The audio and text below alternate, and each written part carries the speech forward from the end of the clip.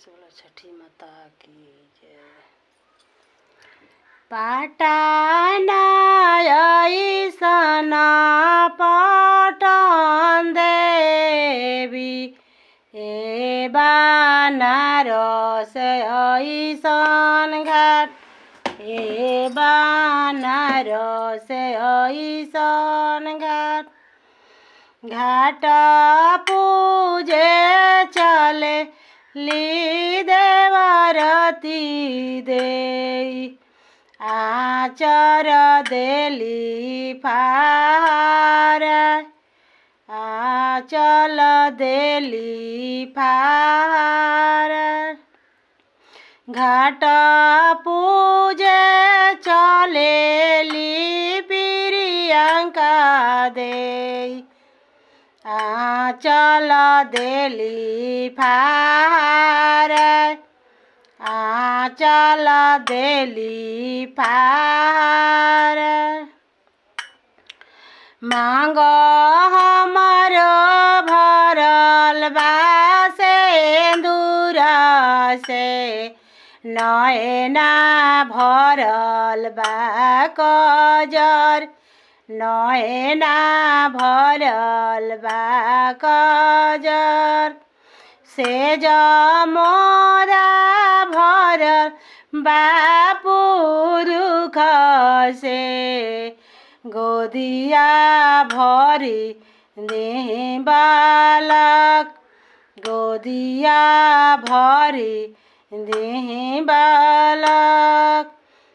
पाटना ऐसन पाटन देवी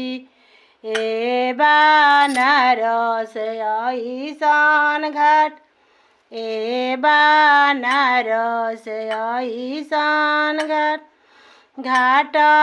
पूजे चले ली प्रिया देई आचल देली फार आचल देली फार घाट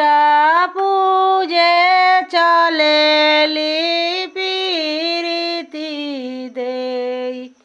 आचल देली फार आचल देली फार से जौनु कर भरल बापू रुख से नैना भरल बा कजर नैना भरल बा कजर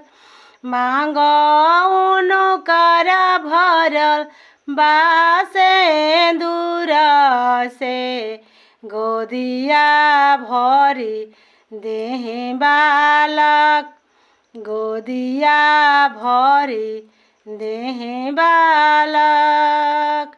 पाटना ऐसन पाटन देवी ए बनारस ऐसन घाट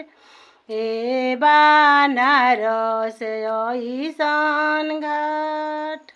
जय छठी माता।